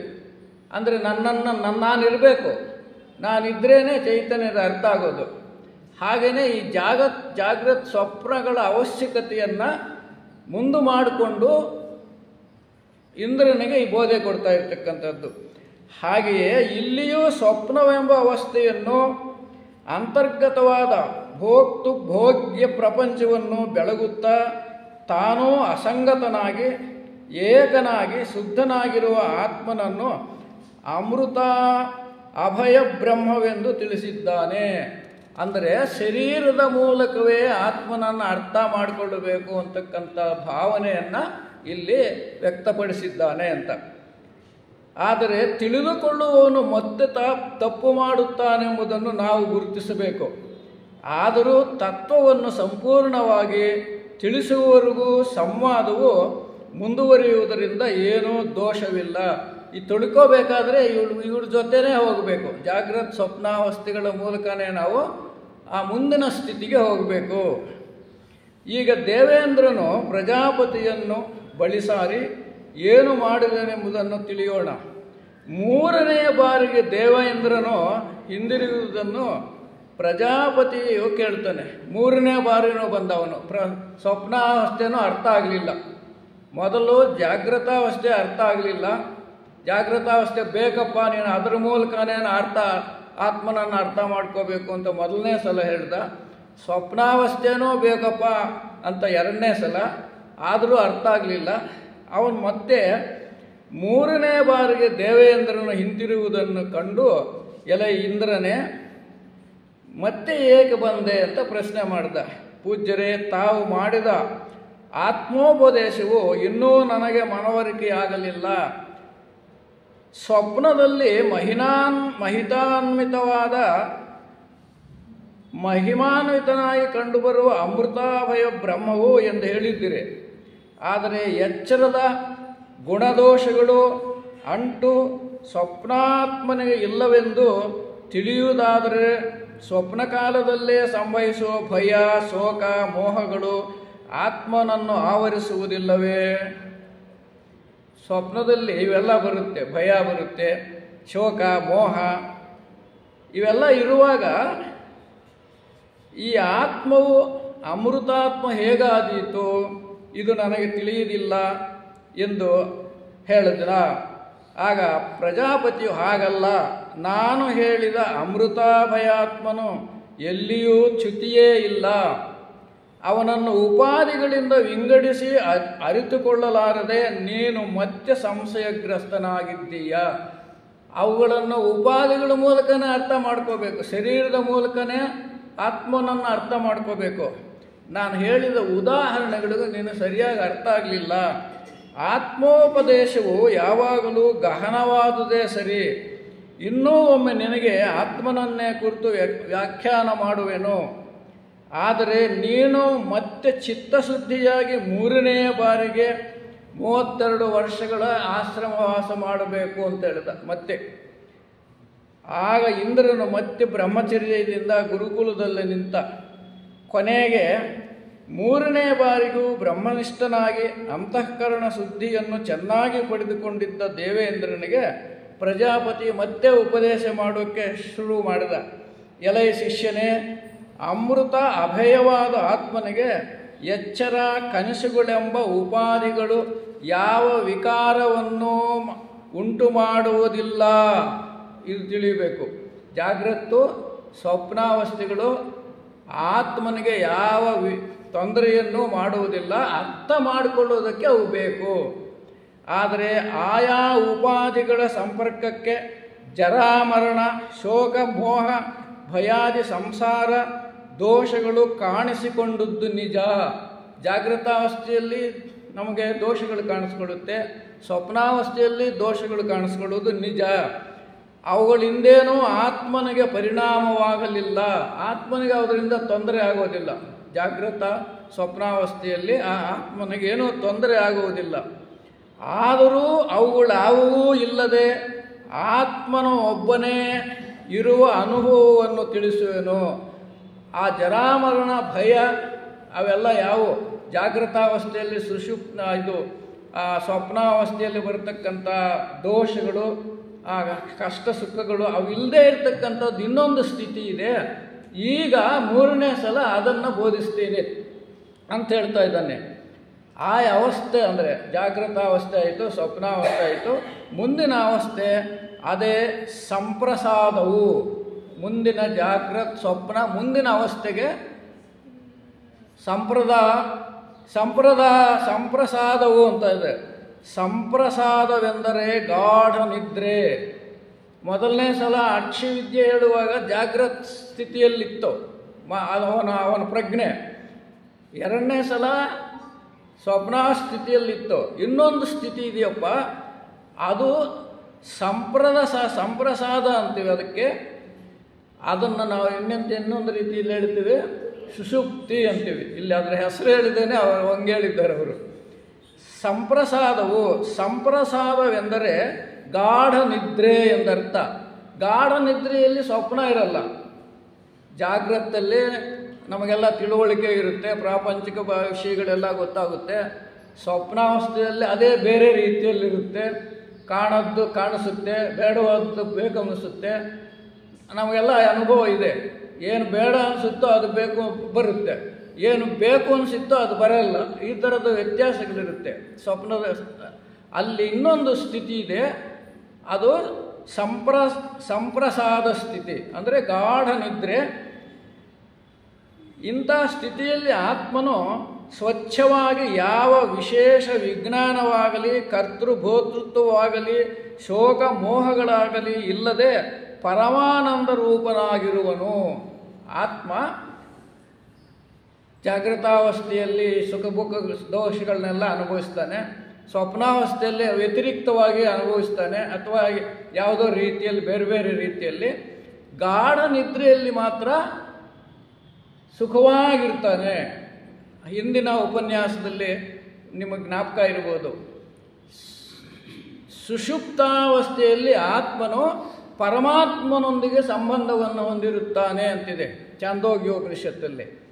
ಸುಷುಪ್ತಿ ಅವಸ್ಥೆಯಲ್ಲಿ ಅಂದರೆ ಗಾಢ ನಿದ್ರೆಯಲ್ಲಿ ಜಾಗೃತಿನ ಪ್ರಜ್ಞೆನೂ ಇರಲ್ಲ, ಸ್ವಪ್ನದ ಪ್ರಜ್ಞೆನೂ ಇರಲ್ಲ. ಇನ್ನೆಲ್ಲಿರುತ್ತೆ ಆತ್ಮ ಪ್ರಜ್ಞೆ ಅಂದರೆ ಭಗವಂತನೊಡನೆ ಸೇರಿಕೊಂಡಿರುತ್ತೆ. ಅಂದರೆ ಇಲ್ಲಿ ಆತ್ಮವು ಪ್ರಶಾಂತ ಸ್ಥಿತಿಯಲ್ಲಿರುತ್ತೆ. ಕರ್ತೃಭೋಕ್ತೃತ್ವಗಳಿರಲ್ಲ. ನಾನು ಮಾಡ್ತಾ ಇದ್ದೇನೆ, ನಾನು ಕೇಳ್ತಾ ಇದ್ದೇನೆ, ಆ ಥರದ್ದೇನೂ ಇರಲ್ಲ. ಶೋಕಮೋಹಗಳು ಇರಲ್ಲ. ಗಾಢ ನಿದ್ದೆ. ನನಗೆ ಏನು ಭಾಳ ಚೆನ್ನಾಗಿ ನಿದ್ದೆ ಬಂದುಬಿಟ್ರೆ ಏನಂತೀವಿ, ಎದ್ದು ಭಾಳ ಸುಖವಾಗಿದ್ನಪ್ಪ, ಏನು ತೊಂದರೆ ಇಲ್ಲ, ಎಷ್ಟು ಸುಖವಾಗಿ ನಿದ್ದೆ ಬಂತು ಅಂತೀವಿ. ಆ ಸ್ಥಿತಿಯಲ್ಲಿ ಇರುತ್ತೆ ಆತ್ಮ. ಇಲ್ಲಿದೆ ಪರಮಾನಂದ ರೂಪವಾಗಿರ್ತಾನೆ ಆತ್ಮನು. ಈ ಆತ್ಮನನ್ನು ಅರಿತುಕೊಳ್ಳುವುದೇ ವಿದ್ಯೆಯು. ಇವನೇ ಅಮೃತಾಭಯ ಬ್ರಹ್ಮನು. ಸುಷುಪ್ತಿ ಸ್ಥಿತಿಯಲ್ಲಿರ್ತಕ್ಕಂಥ ಆತ್ಮವೇ ನಿಜವಾದ ಬ್ರಹ್ಮನು ಎಂದು ಉಪದೇಶಿಸಿದನು. ದೇವೇಂದ್ರನು ತಿಳಿಯಿತು ಎಂದುಕೊಂಡು ಹೊರಟ ಹೋದನು. ಮೂರನೇ ಸಲ ಈವಾಗ ಚೆನ್ನಾಗಿ ಅರ್ಥ ಆಯಿತು ಅಂತ ಇಂದ್ರ ವಿರೋಚನ ಅಲ್ಲೇ ನಿಂತುಬಿಟ್ಟ, ಜಾಗೃತ ಸ್ಥಿತಿಯಲ್ಲೇ ನಿಂತುಬಿಟ್ಟ. ಆದರೆ ಇವನು ಸ್ವಪ್ನ ಸ್ಥಿತಿಯನ್ನು ಅರ್ಥ ಮಾಡಿಕೊಂಡು ಮತ್ತೆ ಸಂಪ್ರದಾಯ ಸ್ಥಿತಿ ಅಂದರೆ ಸುಷುಪ್ತ ಸ್ಥಿತಿಯನ್ನು ಅರ್ಥ ಮಾಡಿಕೊಂಡು ಸುಷುಪ್ತಿಯಲ್ಲಿದ್ರೇ ಇರತಕ್ಕಂಥ ಆತ್ಮಜ್ಞಾನವೇ ನಿಜವಾದ ಜ್ಞಾನ ಅಂದ್ಕೊಂಡು ಇವಾಗ ಅರ್ಥ ಆಯಿತು ಅಂತ ಹೊರಟೋದ ಇಂದ್ರನು. ಆದರೆ ಮಧ್ಯ ಮಾರ್ಗದಲ್ಲಿಯೇ ಮತ್ತೆ ಅವನಿಗೆ ಸಂಶಯ ಉಂಟಾಯಿತು, ಮತ್ತೇನೋ ಅನುಮಾನ ಬಂತಂತೆ. ಹೋಗ್ತಾ ಇದು ಜಾಗೃತ ಸ್ವಪ್ನ ಸುಷುಪ್ತಿ ಸ್ಥಿತಿಯಲ್ಲಿದ್ದರೆ ಅದೇ ಆತ್ಮ, ಈಗ ಅರ್ಥ ಆಗೋಯ್ತು ಅಂದ್ಬಿಟ್ಟು ಹೊರಟೋದ. ದಾರಿನಲ್ಲಿ ಏನು ಅನುಮಾನ ಬಂತು? ನಮಗೇನಾದರೂ ಅನುಮಾನ ಬರುತ್ತಾ? ನಮಗೇನಾದರೂ ಇವಾಗ ಅನುಮಾನ ಬರುತ್ತಾ? ಗಾಢ ನಿದ್ರೆಯಿಂದ ಎದ್ದ ಮೇಲೆ ಸ್ವಪ್ನದಿಂದ ಎದ್ದ ಮೇಲೆ ಸ್ವಪ್ನದಲ್ಲಿ ಏನೇನು ಬಂತು ಅಂತ ನನಗೆ ಗೊತ್ತಾಗುತ್ತೆ. ಗಾಢ ನಿದ್ರೆಯಿಂದ ಎದ್ದ ಮೇಲೆ ಏನೇನಾಯಿತು ಅಂತ ಅರ್ಥ ಆಗುತ್ತಾ? ಭಗವಂತನ ಸಂಪರ್ಕದಲ್ಲಿ ನಾನಿದ್ದೆ ಅಂತ ನಮಗೆ ಜ್ಞಾಪಕ ಬರುತ್ತಾ?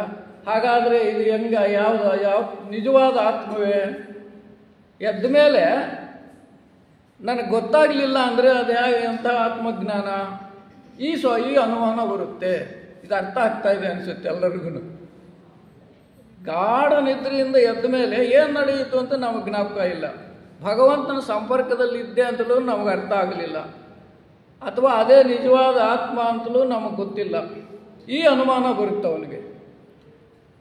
ಹೀಗೆ ದಾರಿ ಮಧ್ಯದಲ್ಲಿ ಅವನಿಗೆ ಮತ್ತೆ ಅನುಮಾನ ಬಂತು.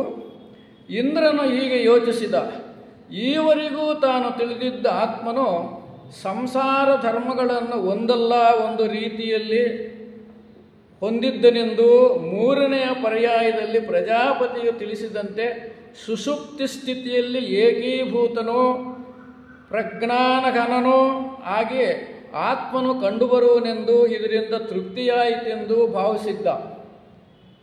ಆದರೆ ಎಚ್ಚರದ ದೃಷ್ಟಿಯಿಂದ ಸುಷುಪ್ತಿಯನ್ನು ವಿಚಾರ ಮಾಡಿದಾಗ ಮತ್ತೆ ದೋಷಗಳು ಕಂಡುಬಂದವು. ಏಕೆಂದರೆ ಸುಷುಪ್ತನಾದವನು ತನ್ನನ್ನಾಗಲಿ ಮತ್ತೊಂದನ್ನಾಗಲಿ ಏನೂ ಅರಿಯುವುದಿಲ್ಲ. ಗಾಢ ನಿದ್ರೆ ಸ್ಥಿತಿಯಲ್ಲೇ ನಾನ್ಯಾರು, ಭಗವಂತ ಯಾರು, ಆತ್ಮ ಅಂದರೆ ಏನು, ಯಾವುದು ಏನೂ ಜ್ಞಾಪಕ ಇರಲ್ಲ ಎದ್ದ ಮೇಲೆ. ಅದೊಂದು ತಾಮಸವಾದ ಸ್ಥಿತಿಯಾಗಿದೆ. ಹೀಗಿರುವಲ್ಲಿ ತಾಮಸ ಸ್ಥಿತಿ ಅಂದರೆ ಏನೂ ಇಲ್ಲ. ತಾಮಸ ಸ್ಥಿತಿ ಅಂದರೆ ಒಂದು ಗುಂಡುಕಲ್ಲಲ್ಲಿ ಹಾಕಿದರೆ ಹೇಗಿರುತ್ತದೋ, ಏನು ಅರಿವಿಲ್ಲ ಅಂತಹ ಸ್ಥಿತಿಯಲ್ಲಿರ್ತೀವಿ. ಹೀಗಿರುವಲ್ಲಿ ಅಮೃತಾಭಯ ಬ್ರಹ್ಮವು ತಾನು ಎಂಬ ಜ್ಞಾನವಾದರೂ ಹೇಗೆ ಉಂಟಾದೀತು? ಸುಷುಪ್ತ ಸ್ಥಿತಿಯಲ್ಲಿ ನಾನು ಆತ್ಮಜ್ಞಾನವನ್ನು ಪಡೆದೆ, ಆತ್ಮನು ನಾನೇ ಅಂತಕ್ಕಂಥದ್ದು ನಮಗೆ ಹೆಂಗೆ ಬರುತ್ತೆ? ಇದೆಂಥ ಮುಕ್ತಿ? ಪ್ರಜಾಪತಿಯು ಹೀಗೆ ಹೇಳಿದ ಎಂದು ನಾನು ಸಂಶಯಗೊಂಡನು. ಕೂಡಲೇ ಹಿಂದಿರುಗಿ ಮತ್ತೆ ಆಶ್ರಮಕ್ಕೆ ಹೋದ. ಎಷ್ಟನೇ ಸಲ? 4ನೇ ಸಲ ಹೋದ. ಇಲ್ಲಿಯೂ ಇಂದ್ರನು ಅಂತಃಕರಣ ದೋಷದಿಂದ ಸುಷುಪ್ತಾವಸ್ಥ ಸಾಕ್ಷಿಯಾದ ಆತ್ಮನನ್ನು ಅರಿಯದೆ ಸುಷುಪ್ತ ವ್ಯವಸ್ಥೆಯಲ್ಲಿ ಆತ್ಮನಲ್ಲಿ ಎಚ್ಚರದ ಜನರು ಆರೋಪಿಸುವ ದೋಷಗಳನ್ನೇ ನಿಜವೆಂದು ನಂಬಿ ಆತ್ಮನು ನಾಶವಾಗಿ ಬಿಡುವನೆಂದು ಭಯಗ್ರಸ್ತನಾಗಿ ಗುರುವಿನ ಸಂಧಿಗೆ ಬರುತ್ತಾನೆ. ಅಲ್ಲಿನೂ ಆತ್ಮನ ಬಗ್ಗೆ ಅರಿವಾಗುವುದಿಲ್ಲ, ಏನು ಗೊತ್ತಾಗಲ್ಲ ಅಂತ ವಾಪಸ್ ಬಂದ. ಕಡೆಯಲ್ಲಿ ಗುರುವು ಶಿಷ್ಯನನ್ನು ಹೀಗೆ ಉದ್ಧರಿಸುವುದೆಂಬುದನ್ನು ಈಗ ಪ್ರಯತ್ನ ಮಾಡೋಣ. ಈ ಕೊನೆಯಲ್ಲಿ ಅಶರೀರಾತ್ಮನ ಜ್ಞಾನದ ಬಗ್ಗೆ ಹೇಳ್ತಾನೆ. ಇಲ್ಲಿವರೆಗೂ ಶರೀರಗಳ ಬಗ್ಗೆ ಹೇಳಿದ್ದು. ಜಾಗೃತಾವಸ್ಥೆಯಲ್ಲಿ ಅಕ್ಷಿ ಪುರುಷ ವಿದ್ಯೆ, ಆಮೇಲೆ ಸ್ವಪ್ನಾವಸ್ಥೆಯಲ್ಲಿ ಛಾಯಾವಿದ್ಯೆ, ಅದು ಛಾಯಾ ಅಂತ ಹೇಳ್ತೀವಿ ಅಲ್ಲಿ. ಆಮೇಲೆ ಸುಷುಪ್ತಿ ಸ್ಥಿತಿಯಲ್ಲಿ ಅಲ್ಲಿ ಏನೂ ಗೊತ್ತಾಗಲಿಲ್ಲ, ಅಲ್ಲೂ ಶರೀರ ಇತ್ತು. ಆಮೇಲೆ ಎದ್ದ ಮೇಲೆ ನಾನೇನು ಹೇಳ್ತೇನೆ, ನನಗೆ ನಿದ್ದೆ ಬಂದಿತ್ತು. ಇಲ್ಲೆಲ್ಲ ಶರೀರ ಭಾವನೆ ಇದೆ. ಈಗ ಶರೀರದ ಇಲ್ಲದೇ ಇರತಕ್ಕಂಥ ಸ್ಥಿತಿಯಲ್ಲಿ ಆತ್ಮನನ್ನು ಅರ್ಥ ಮಾಡ್ಕೋಬೇಕು ಅಂತ ಹೇಳ್ತಾನೆ. ಈವರೆಗೆ ತಿಳಿಸಿರುವಂತೆ ದೇವೇಂದ್ರನು 3ನೆಯ ಬಾರಿಗೂ ಪ್ರಜಾಪತಿಯ ಉಪದೇಶ ರಹಸ್ಯವನ್ನು ಅರಿಯಲಾರದೆ ಸಂಶಯಗ್ರಸ್ತನಾಗಿ ಹಿಂದಿರುಗಿ ಬಂದಿದ್ದನು. ಆಗ ಪ್ರಜಾಪತಿ, ಎಲೆ ಇಂದ್ರನೇ, ಶಾಂತ ಹೃದಯನಾಗಿ ಹೊರಟೋದೆ, ಮತ್ತೆ ಏಕೆ ಬಂದೆ? ಮತ್ತೆ ಹೇಳ್ತಾನವನು ಇಂದ್ರನು, ಪೂಜ್ಯರೇ, ತಾವು ಉಪದೇಶಿಸಿದ ಅಮೃತ ಅಭಯ ಆತ್ಮನು ಸುಷುಪ್ತಿಯಲ್ಲಿಯೂ ವಿಂಗಡವಾಗಿ ಗುರುತಿಸಲಾಗಲಿಲ್ಲ. ನಾನು ಗಾಢ ನಿದ್ರೆ ಅವಸ್ಥೆಯಲ್ಲಿ ಕೂಡ ನಾನು ಆತ್ಮನನ್ನು ಅರಿತುಕೊಳ್ಳೋಕ್ಕೆ ಆಗಲಿಲ್ಲ. ಅಂದರೆ ನನಗೆ ಸುಷುಪ್ತಿಯಿಂದ ಎಚ್ಚೆತ್ತ ಮೇಲೆ ವಿಚಾರ ಮಾಡಿದಲ್ಲಿ ಆ ಗಾಢ ನಿದ್ರೆಯಲ್ಲಿ ನಾನು ಏನಾಗಲಿ ಎಂದಾಗಲಿ, ಏನಾಗಿದ್ದೆ ಎಂದಾಗಲಿ, ಈ ಪ್ರಪಂಚವೆಂದಾಗಲಿ ಏನನ್ನೂ ಅರಿಯದೇ ಇದ್ದೆ, ನನಗೇನೂ ಗೊತ್ತಾಗಲಿಲ್ಲ. ಮತ್ತು ನಾನೆಂಬುದರ ಅರಿವು ಕೂಡ ಇಲ್ಲದಿರುವಲ್ಲಿ ತಿಳಿಯತಕ್ಕದ್ದೇನಿದೆ? ನಾನೇ ಇದ್ದೀನಿ ಅಂತ ನನಗೆ ಗೊತ್ತಾಗಲಿಲ್ಲ. ಮತ್ತಿನ್ನು ಆತ್ಮನನ್ನು ಹೇಗೆ ಅರ್ಥ ಮಾಡಿಕೊಳ್ಳೋದು? ಅಂದರೆ ಸುಷುಪ್ತಾವಸ್ಥೆಯಲ್ಲಿ ನಾನು ಹೇಗೆ ಅರ್ಥ ಮಾಡಿಕೊಳ್ಳೋದು ಆತ್ಮನನ್ನು? ಎಲ್ಲವೂ ಶೂನ್ಯವಾಗಿದ್ದು ಈ ಅನುಭವದಲ್ಲಿ ಏನನ್ನೋ ಸುಖವನ್ನೂ ನಾನು ಕಾಣಲಿಲ್ಲ. ಸುಷುಪ್ತಿ ಸ್ಥಿತಿಯಲ್ಲಿ ಗಾಢ ನಿದ್ರೆಯಲ್ಲಿ ಯಾವ ಸುಖವೂ ನನಗೆ ಗೊತ್ತಾಗಲಿಲ್ಲ, ಆತ್ಮನ ಬಗ್ಗೆ ಅರಿವಾಗಲಿಲ್ಲ. ನಾನೇ ಇಲ್ಲವಾಗುವಂಥ ಈ ಅನುಭವವು ಏತಕ್ಕೂ ಬರದು. ನಾನೂ ಇದ್ದೀನಿ ಅಂತಲೇ ಗೊತ್ತಾಗದಿರುವಾಗ ಆತ್ಮನ ಬಗ್ಗೆ ಹೆಂಗೆ ತಿಳ್ಕೊಳ್ಳೋದು? ಹೀಗೆ ನನಗೆ ಮೋಹವೇ ಉಂಟಾಯಿತು. ಆದ್ದರಿಂದ ತಾವು ಅಮೃತಾಭಯಾತ್ಮನ ಆತ್ಮನನ್ನು ಮತ್ತೊಮ್ಮೆ ತಿಳಿಸಬೇಕು ಎಂದನು. ಆಗ ಪ್ರಜಾಪತಿಯು, ಹೆದರಬೇಡ, ನಿನಗೆ ಮತ್ತೊಮ್ಮೆ ಅದೇ ಆತ್ಮನನ್ನು ಕುರಿತು ತಿಳಿಯಪಡಿಸ್ತೀನಿ ಅಂತ ಮತ್ತೆ ಬೋಧೆ ಶುರು ಮಾಡಿದ. ಈ ಬಾರಿಗೆ ಕೇವಲ 5 ವರ್ಷಗಳಾದರೂ ಇರೋ ಸಾಕು, ಈಗಾಗಲೇ ಸುಸ್ತಾಗಿ ಹೋಗಿದ್ದೀಯಾ? ಮೂರು ಸಲ 32-30 ವರ್ಷಗಳು. ಈಗ ಇನ್ನು ಅವನೂ ಗೊತ್ತಾಯಿತು ಇವನು ಬಿಡಲ್ಲ, ಅಂದರೆ ಇವನು ದೈವತ್ವ ಸ್ವಭಾವ ಇದೆ, ದೈವೀ ಗುಣ ಇದೆ, ಏನು ಮಾಡಿದ್ರು ಅರ್ಥಕೊಳ್ಳೋವರೆಗೂ ಇವನು ಬಿಡಲ್ಲ, ಇದೂ ನಮ್ಮಲ್ಲಿಯೂ ಬೇಕು ಅಂತಾರೆ. ಎಷ್ಟಾದ್ರೂ ಕಷ್ಟ ಆಗಲಿ, ಎಷ್ಟು ಕಾಲನೂ ಆಗಲಿ, ಅಥವಾ ಗುರುಗಳ ಮುಖೇನ, ಗ್ರಂಥಗಳ ಮುಖೇನ, ಈ ಥರ ಉಪನ್ಯಾಸಗಳ ಮುಖೇನ ನಾನು ತಿಳ್ಕೊಳ್ಳೇಬೇಕು ಅಂತಕ್ಕಂಥ ಪ್ರಜ್ಞೆ ಇದೆಯಲ್ಲ, ಅದನ್ನೇ ದೈವೀ ಸಂಪತ್ತು ಅಂತ ಇಲ್ಲಿ ಪ್ರಸ್ತಾಪ ಮಾಡ್ತಾರೆ. ಆ ಇಂದ್ರನ ಗುಣಲಕ್ಷಣಗಳು ನಮಗಿದ್ದರೆ ನಾವೂ ಆತ್ಮವನ್ನು ಅರಿತುಕೊಳ್ಳಬಹುದು ಅಂತಕ್ಕಂಥದ್ದು ಇಲ್ಲಿ ಪ್ರಸ್ತಾಪ ಮಾಡಿದ್ದಾರೆ. ಹಾಗೆಯೇ ದೇವೇಂದ್ರನು 100 ವರ್ಷಗಳ ಬ್ರಹ್ಮಚರ್ಯ ಪೂರ್ಣವಾದ ನಂತರ ಪ್ರಜಾಪತಿ ಹೀಗೆ ಹೇಳ್ತಾನೆ, ಎಲೈ ಶಿಷ್ಯನೇ, ನೀನು ಈಗಿನ ನನ್ನ ಉಪದೇಶಗಳನ್ನೆಲ್ಲ ಶರೀರವನ್ನು ಪ್ರದಾನ ಮಾಡಿಕೊಂಡೇ ಆತ್ಮವಿಚಾರ ಮಾಡಲು ಉಪಕ್ರಮಿಸಿ ಒಳಗಾಗಿರ್ತೀಯ.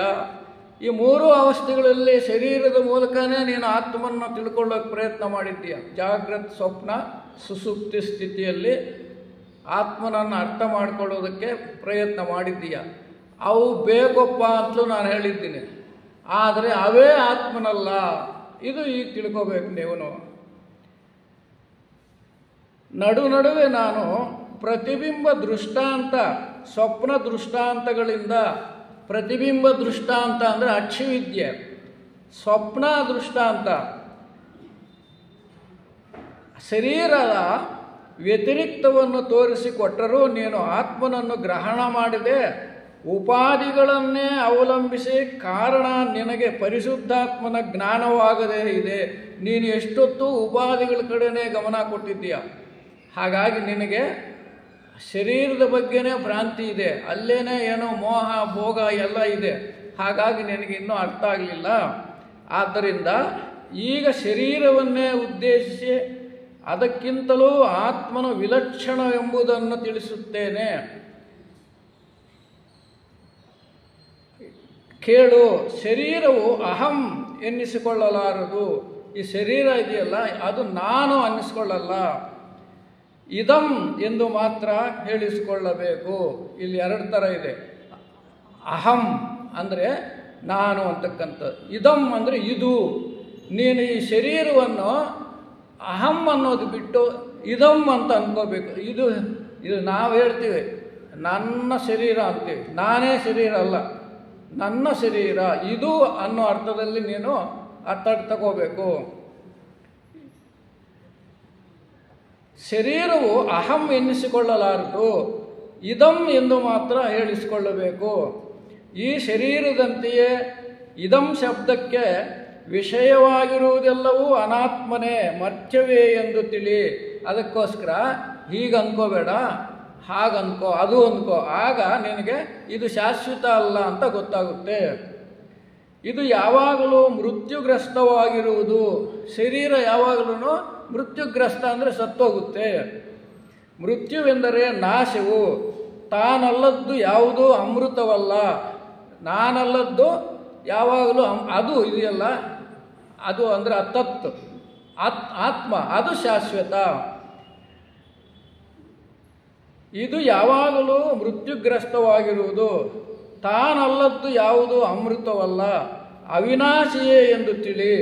ಆತ್ಮವು ಅವಿನಾಶಿ ಎಂದು ತಿಳಿ. ಹೀಗಿರುವುದರಿಂದ ಶರೀರವನ್ನು ಅಮೃತಾತ್ಮನೆಂದು ಯಾರು ತಾನೇ ಹೇಳಿದ್ದಾರೆ ನಿನಗೆ? ಇಲ್ಲಿವರೆಗೂ ಶರೀರದ ಬಗ್ಗೆನೇ ಬರ್ತಾ ಇದೆ. ಅದಕ್ಕೋಸ್ಕರ ನೀನು ಶರೀರವನ್ನು ಬಿಟ್ಟು ಮುಂದಿನ ಸ್ಥಿತಿಯನ್ನು ಅರ್ಥ ಮಾಡ್ಕೋ. ಆದರೆ ಅಮೃತವಾದ ಆತ್ಮನಿಗೆ ಇದು ಅಧಿಷ್ಠಾನವಾಗಿದೆ ಎಂದು ತಿಳಿ. ಇದು ಬಹಳ ಮುಖ್ಯವಾದ ವಿಷಯ. ಅಧಿಷ್ಠಾನ ಅಂದರೆ ಆಶ್ರಯ. ಆತ್ಮನಿಗೆ ಒಂದು ಆಶ್ರಯ ಇಲ್ಲದೇನೆ ತಾನು ಯಾರು ಅಂತ ಅರ್ಥ ಮಾಡ್ಕೊಳ್ಳೋಕೆ ಬರಲ್ಲ. ಹಾಗಾಗಿ ಶರೀರದ ಅವಶ್ಯಕತೆಯೂ ಇದೆ. ಅದೇನು ಅಂದರೆ ಅಧಿಷ್ಠಾನ. ಅಧಿಷ್ಠಾನ ಅಂದರೆ ಆಶ್ರಯ. ಆತ್ಮನಿಗೆ ತನ್ನನ್ನು ಅರಿತುಕೊಳ್ಳಲು ಈ ಶರೀರವು ಆಶ್ರಯವಾಗಿದೆ. ಅಧಿಷ್ಠಾನವೆಂದರೆ ಆಶ್ರಯ. ಇದಕ್ಕೊಂದು ಉದಾಹರಣೆ ಹೇಳ್ತಾರೆ ಇಲ್ಲಿ ಪ್ರವಚನಕಾರರು. ಹೇಗೆ ವಿದ್ಯುತ್ ಶಕ್ತಿಯು ಪ್ರಕಟವಾಗಲು ಬಲ್ಬು ಎಂಬುದು ಆಶ್ರಯವೋ, ಹಾಗೆ ಶರೀರವು ಬಲ್ಬಿನ ಸ್ಥಾನದಲ್ಲಿದೆ. ಒಂದು ವೇಳೆ ಬಲ್ಬು ಹೊಡೆದು ಹೋದರೆ ಅಂದರೆ ಬರ್ನ್ ಆದರೆ ವಿದ್ಯುತ್ ಶಕ್ತಿ ಏನೋ ಇಲ್ಲವಾಗುವುದಿಲ್ಲ. ಕರೆಂಟ್ ಇದ್ದೇ ಇರುತ್ತೆ, ಬಲ್ಬ್ ಹೋಗುತ್ತಷ್ಟೇ. ಇಲ್ಲಿ ಹಾಗೆ ಆತ್ಮನು ಇರ್ತಾನೆ, ಚೈತನ್ಯ ಇರುತ್ತೆ, ಶರೀರ ಮಾತ್ರ ಮೃತ್ಯುವಾಗುತ್ತೆ. ಅದು ನಾಶವೂ ಅಲ್ಲ, ವಿದ್ಯುತ್ ಶಕ್ತಿ ನಾಶವೂ ಆಗಲ್ಲ, ಯಾವಾಗಲೂ ಇರುತ್ತೆ. ಹಾಗೆ ಆತ್ಮನು, ಶರೀರಗಳು ಶಾಶ್ವತ ಅಲ್ಲ, ಆತ್ಮನು ಶಾಶ್ವತವಾಗಿರ್ತಾನೆ. ಆತ್ಮನು ಈ ಶರೀರವು ಹುಟ್ಟಲಿ ನಾಶವಾಗಲಿ ಎಲ್ಲ ಕಾಲದಲ್ಲಿಯೂ ಇದ್ದೇ ಇರುವನು. ಅವಿವೇಕಿಗಳು ಶರೀರವು ಹುಟ್ಟಿದರೆ ಆತ್ಮನು ಹುಟ್ಟುತ್ತಾನೆಂತಲೂ, ಶರೀರವು ನಾಶವಾದರೆ ಆತ್ಮವೂ ನಾಶವಾಗುತ್ತಾನಂತ ತಿಳ್ಕೊಂಡಿರ್ತಾರೆ. ಅದು ಸತ್ಯವಲ್ಲ. ಹೇಗೆ ವಿದ್ಯುತ್ ಶಕ್ತಿ ಶಾಶ್ವತವಾಗಿರುತ್ತೋ, ಬಲ್ಬ್ ಮಾತ್ರ ಹೋಗುತ್ತೋ, ಹಾಗೆ ಆತ್ಮವು ಶಾಶ್ವತವಾಗಿದ್ದು ಶರೀರವು ನಾಶವಾಗುತ್ತದೆ. ಇವೇ ಆತ್ಮನ ಲಕ್ಷಣಗಳು ಅಂದರೆ ಇಲ್ಲಿ ಹೇಳ್ತಾ ಇರೋದು. ಅಮೃತವಾದ ಆತ್ಮನು ಶರೀರ ಉಪಾಧಿಗಳ ಸಂಪರ್ಕವೇ ಇಲ್ಲದೆ ತಾನೇ ಇದ್ದುಕೊಂಡಿರುವನು. ಆತ್ಮನು ಶಾಶ್ವತವಾಗಿರ್ತಾನೆ, ಶರೀರಗಳ ಅವಶ್ಯಕತೆ ಬಂದಾಗ ಮಾತ್ರ ಉಪಯೋಗಿಸ್ಕೊಳ್ತಾನೆ. ಅವನನ್ನು ನೀನು ಎಂದು ತಿಳಿ. ನೀನೇ ಇಂದ್ರ, ಈಗ ನಿನಗೊಂದು ಶರೀರ ಬಂದಿದೆ, ಆ ಅವಶ್ಯಕತೆ ಇದೆ. ನಿನ್ನ ಆತ್ಮಕ್ಕೆ ಒಂದು ಶರೀರ ಅವಶ್ಯಕತೆ ಇದೆ, ಅದಕ್ಕೋಸ್ಕರ ಆ ಶರೀರದಲ್ಲಿದೆ. ಆದರೆ ಆ ಶರೀರವೇ ನೀನಲ್ಲ, ನೀನು ಆತ್ಮ, ನೀನು ಶಾಶ್ವತ. ಆಗ ಇಂದ್ರನಿಗೆ ನಿಜವಾದ ಆತ್ಮಜ್ಞಾನವು ಲಭಿಸಿತು. ಇಷ್ಟು ಟೈಮು.